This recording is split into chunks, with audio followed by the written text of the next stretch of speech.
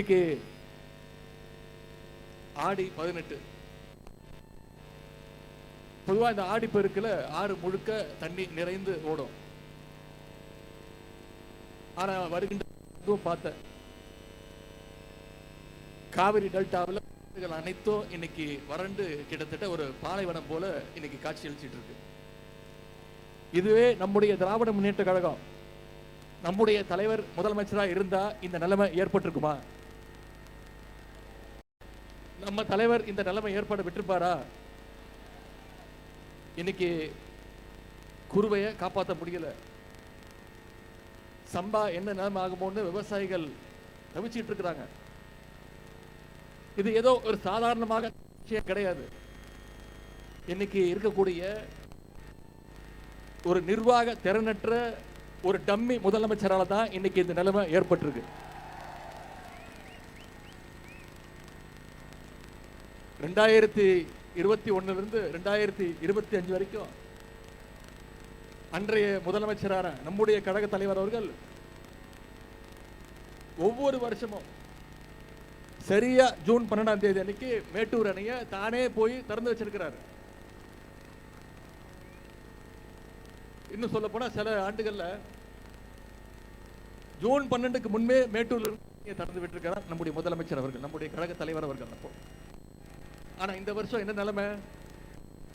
June மாசம் முடிஞ்சு போச்சு, ஜூலை மாசம் முடிஞ்சு போச்சு, இப்போ ஆகஸ்ட் மாசத்துல இருக்கோம், இன்னும் தண்ணி வரல.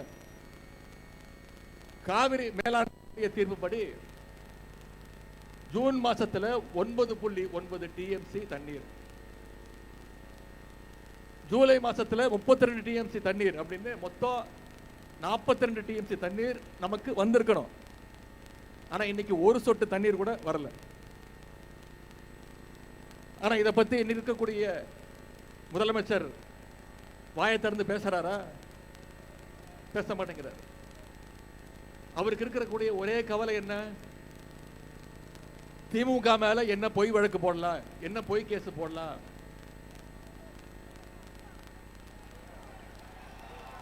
எங்க தண்ணி வருதோ இல்ல அங்க தண்ணி வரணும். காவிரி சொன்ன இங்க தமிழ்நாட்டில் ஆட்சி நடத்துறதுக்கு காங்கிரஸ் தயவு வேணும். அதனால கர்நாடகா காங்கிரஸ் அரசு கேள்வி இல்ல, எதிர்த்து கேள்வி கேட்கவே பயப்படுறாரு. அதே மாதிரி ஒன்றிய அரசை பகைச்சுக்கிட்டா பிரச்சனை வந்துடும். ஆட்சி அமைச்சு 3 மாசம் ஆச்சு, இது வரைக்கும் அவரோட வாயிலிருந்து பாஜகன்னு ஒரு வார்த்தை வந்ததே கிடையாது. அவ்வளோ பெரிய தைரியசாலி. அது மட்டும் இல்ல, நேற்று மேகதாது பிரச்சனையில அரசு ஒரு தலைபட்சமா செயல்படுதுன்னு தமிழ்நாட்டு விவசாயிகள் டெல்லிக்கு போராட போய் நம்முடைய விவசாயிகளை மகாராஷ்டிரா காவல்துறை பாதியில வழிமறிச்சு, நாக்பூர்ல ரயில வழிமறிச்சு பாதியில அவங்களை இறக்கி மீண்டும் தமிழ்நாட்டுக்கு போக சொல்லிட்டாங்க. இதை கண்டிச்சு நம்முடைய தலைவர் அவர்கள் அறிக்கை விட்டாங்க. அனைத்து எதிர்கட்சிகளும் அறிக்கை விட்டோம். முதலமைச்சர் வாய் திறக்கல. ஏன்? மகாராஷ்டிரா நடக்கிறது பாஜக ஆட்சி. அவங்களை எதிர்த்து பேசுறதுக்கோ இங்க இருக்கக்கூடிய முதலமைச்சருக்கு துப்பு இல்ல, திராணி இல்ல. அந்த அளவுக்கு விவசாயிகளுடைய உரிமையை விட முதலமைச்சருக்கு அவருடைய சுயநலம், ஆட்சி எப்படியாவது காப்பாத்திக்கணுங்கிற அந்த சுயநலம் மிக மிக முக்கியம். இப்போ ஒட்டுமொத்த விவசாயிகளும் இந்த அரசுக்கு எதிராக திரும்பினதும் ஒரு டிராமா ஆடினாரு. 2 நாளா கர்நாடகாவுக்கு போறேன் அப்படின்னு ரீல் விட்டாரு. அனைவரும் சொன்னோம், நம்முடைய தலைவர் சொன்னார், தயவு செய்து கர்நாடகத்துக்கு போகாதீங்க, இது மிகப்பெரிய சட்ட போராட்டம் நடந்துகிட்டு இருக்கு, பல்வேறு ஆண்டுகள் நடந்துகிட்டு இருக்கு, அரை நூற்றாண்டு கால போராட்டம். திராவிட முன்னேற்ற கழகம் மட்டும் இல்ல, அனைத்து எதிர்கட்சிகளும் சொன்னோம். அவங்களுடைய கூட்டணி கட்சியே சொன்னாங்க கர்நாடகா போக தேவையில்லைன்னு. அதெல்லாம் அவர் கேட்கல. ஆனா கர்நாடக முதலமைச்சர் சொல்லிட்டாரு, தயவு செய்து இந்த பக்கம் வந்துடாதீங்க, உங்களுக்கு ஒரு சொட்டு தண்ணீர் கூட கொடுக்க முடியாதுன்னு கர்நாடக முதலமைச்சர் சொன்னதுக்கு பிறகுதான் அமைதியானார். இவரு கர்நாடக முதலமைச்சரை பார்க்கறது இருக்கட்டும், முதல்ல நம்ம ஊர் விவசாயிகளை உங்களை பார்த்தாரா? உங்களுடைய கோரிக்கைகளை கேட்டாரா? முதல்ல என்ன பண்ணிருக்கணும், நம்முடைய விவசாயிகள் வர சொல்லி அவங்களுடைய கோரிக்கைகளுக்கு செவிமடுத்திருக்கணும். அதை இந்த முதலமைச்சர் செய்யல. அரசு தான் எங்களை கூப்பிடல, கேட்கல, நாங்களே வந்து முதலமைச்சரை வந்து பார்த்து பேசுறோம்னு விவசாயிகள் கோட்டை நோக்கி போனாங்க. ஆனா அந்த விவசாயிகளையும் குண்டு கட்ட கைது பண்ணிய அரசு தான் இந்த குதிரை பேர அரசு. அந்த அளவுக்கு விவசாயிகள் மேல இந்த முதலமைச்சருக்கு ஒரு வன்மம். முதலமைச்சர் தான் இப்படின்னா நீர்வளத்துறைக்கு ஒரு அமைச்சர் இருக்கிறார். இப்படி ஒரு அமைச்சர் நீங்க பார்த்திருக்கவே முடியாது. பத்திரிகையாளர் பார்த்தாலே திருள மாதிரி தலை தெரிச்சு ஓடுறாரு. இந்த கேள்விக்கு பதில் கிடையாது. வேளாண் துறை அமைச்சர் அப்படின்னு ஒருத்தர் இருக்கிறாரு. என்ன தெரியுமா பண்ணிட்டு இருக்கிறாரு இன்னைக்கு வேளாண் துறை அமைச்சர்? வேளாண் பட்ஜெட்டை தூக்கிட்டு போய் திருப்பதிக்கு போய் பூஜை போட்டு கொண்டு வந்துட்டு இருக்கிறார். இதுதான் இன்னைக்கு இந்த அரசுடைய லட்சணம், இங்க இருக்கக்கூடிய லட்சணம் அமைஞ்சிருக்கிறாங்க. திருட்டு ஒரு அமைச்சர், திருட்டு விசிடி வித்து ஒரு அமைச்சர், பிளாக்ல டிக்கெட் விற்கிற ஒரு அமைச்சர்,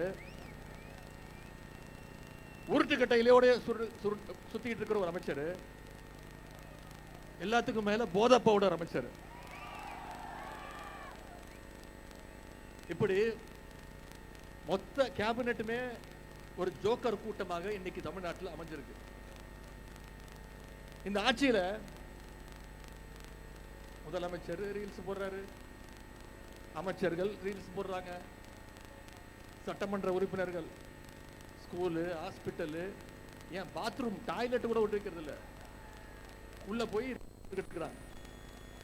2 நாளா நீ பார்த்திருப்பீங்க, 2 அமைச்சர்கள் அவங்களுடைய மாவட்டத்தில் இருக்கக்கூடிய போய் அங்க இருக்கக்கூடிய குழந்தைங்க எல்லாம் வெளில வர சொல்லி அவங்களுடைய கட்சி பேரை கோஷம் போட சொல்லி அதை ரீல்ஸ் எடுத்து போட்டுக்கிட்டு இருக்காங்க. இத மாதிரி ஒரு கேடு கெட்ட ஒரு ஆட்சியே தமிழ்நாடு பார்த்ததே கிடையாது. சென்ற மாதம் தொலைக்காட்சி செய்திகள் நீங்க பார்த்திருப்பீங்க, தென்காசி பக்கத்துல ஒரு நெல் கொள்முதல் நிலையத்தில் நெல் மூட்டைகள்லாம் தீப்பிடிச்சு எரிஞ்சிட்டு இருக்கு. அங்க போன தாவேகாவுடைய ஆளுங்கட்சியுடைய ஒரு மாவட்ட செயலாளர் என்ன தெரியுமா பண்றாரு, 4 கேமரா எடுத்துட்டு போய் செட் பண்ணி அதை படம் பிடிச்சு பேக்ரவுண்ட் மியூசிக் போட்டு அதை எடுத்து ரீல்ஸ் போடுறாரு.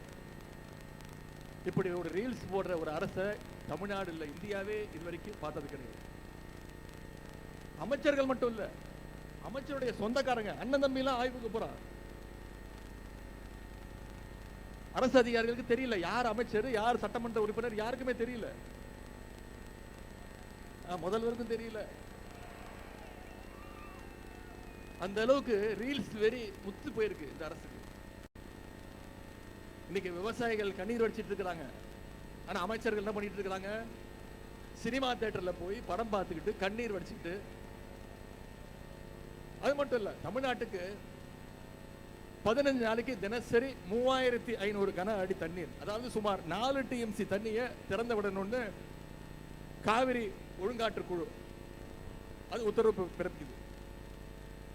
அதன்படி பாத்தீங்கன்னா நமக்கு போன 2 மாசத்துல 42 தண்ணி வந்திருக்கணும். ஆனா 4 TMC தான் கொடுக்கணும்னு உத்தரவு போட்டாங்க. அதையும் திறக்க முடியாதுன்னு கர்நாடக முதலமைச்சர் அவர்கள் உத்தரவு போட்டார்.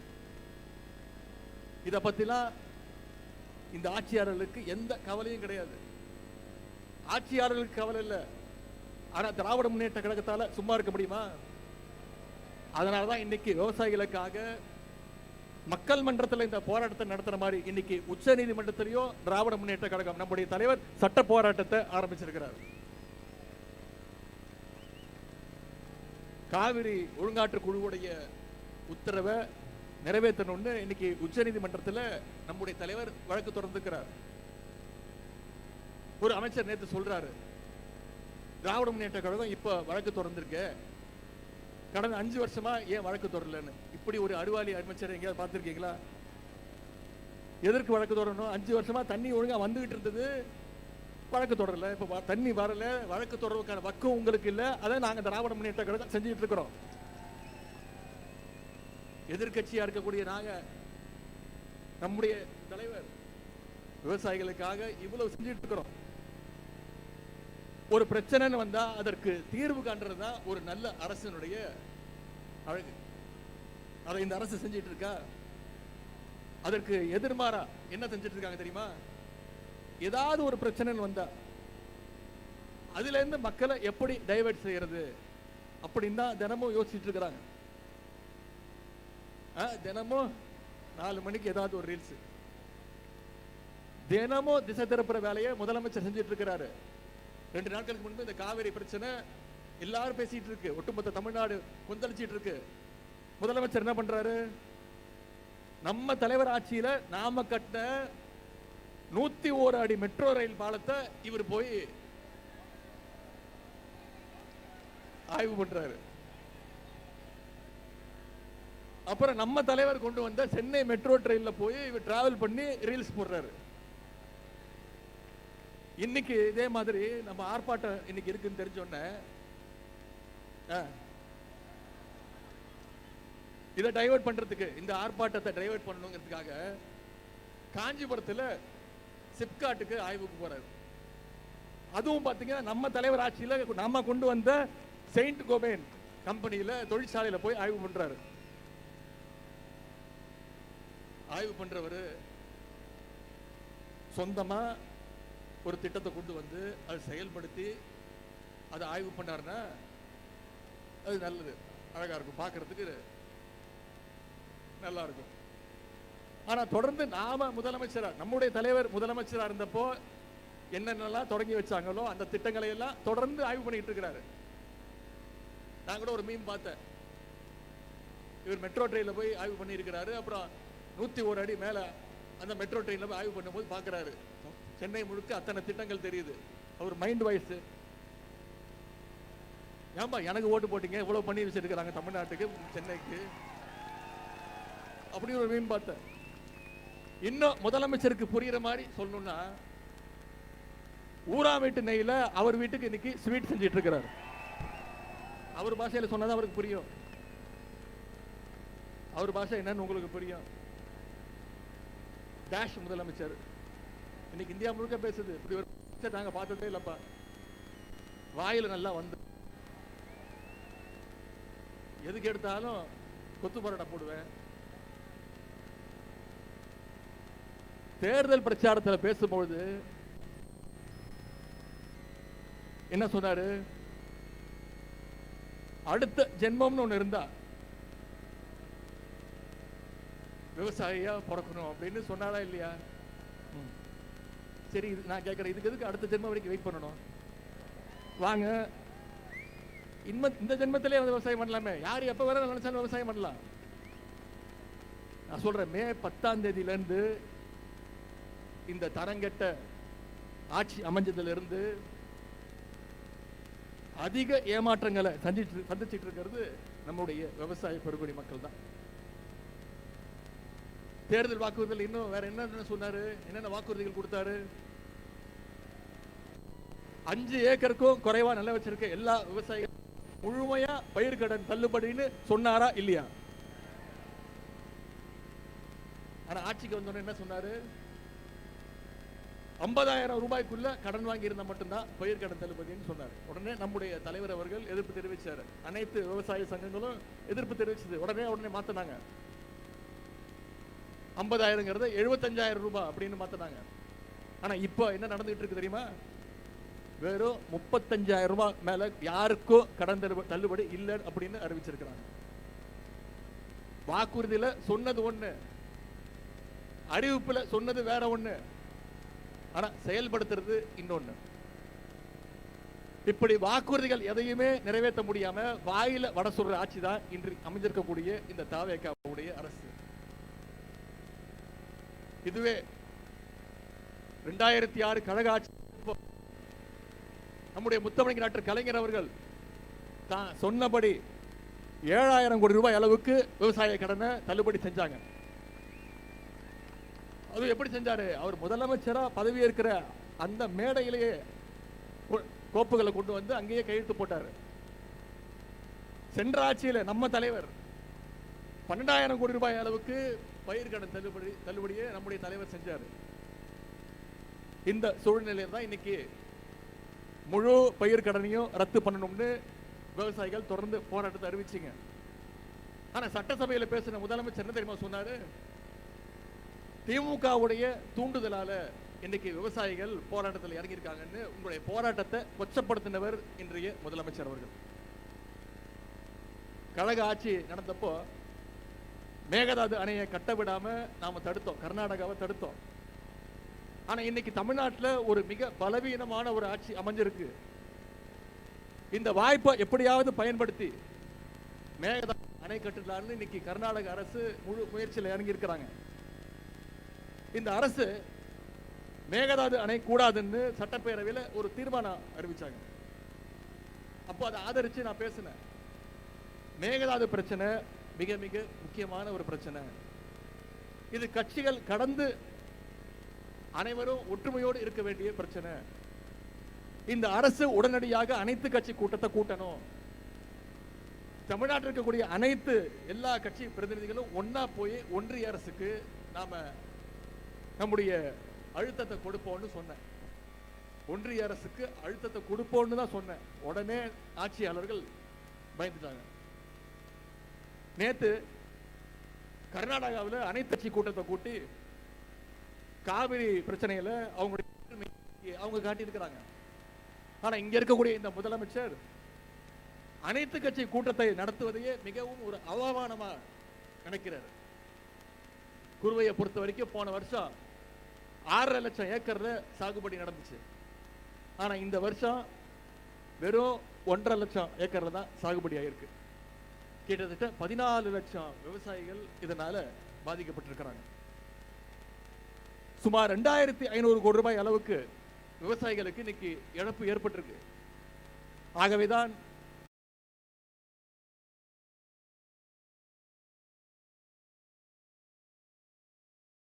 ஏக்கருக்கு 25,000 ரூபாய் நிவாரணம் கொடுங்க. பயிர் காப்பீட்டுக்கான பிரீமியமை அரசே செலுத்த வேண்டும். சம்பா சாகுபடிக்கு இதை உரம், பூச்சிக்கொல்லி இதையெல்லாம் மானியமாக அரசு கொடுக்க வேண்டும் அப்படின்னு நம்முடைய தலைவர் அவர்கள் அரசுக்கு கோரிக்கை வச்சாங்க. ஆனா இந்த கோரிக்கையையும் ஏற்க இந்த அரசு இல்லை. அதனாலதான் இன்னைக்கு வீதிக்கு வந்து நாம போராடிட்டு இருக்கிறோம். நாம இவங்கிட்ட கேட்டுக்கொள்வதெல்லாம் தேர்தல் அறிக்கையில சொன்னபடி முழு பயிர் கடனையும் தள்ளுபடி செய்யணும்.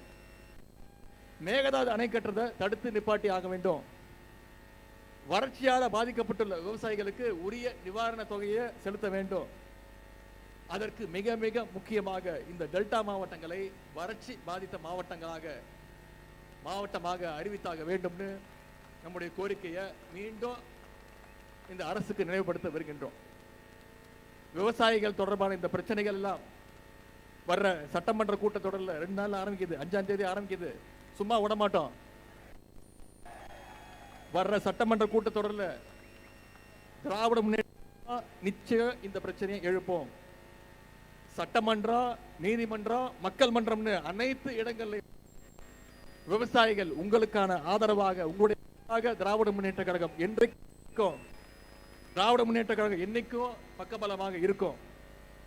காவிரி பிரச்சனையில தமிழ்நாட்டுடைய உரிமையை என்றைக்கோ நிலைநாட்டுவோம்னு சொல்லி இந்த சிறப்பான வாய்ப்பை ஏற்படுத்தி கொடுத்த நம்முடைய முதன்மை செயலாளருக்கும், கழக தலைவர் அவர்களுக்கும், மாவட்ட கழக செயலாளர்களுக்கும், நிகழ்ச்சியில் பங்கேற்ற அனைத்து விவசாய பெருங்குடி மக்களுக்கும், உங்க அத்தனை பேருக்கும் என்னுடைய நன்றியை தெரிவித்து நன்றி கூறி விடைபெறுகின்றேன்.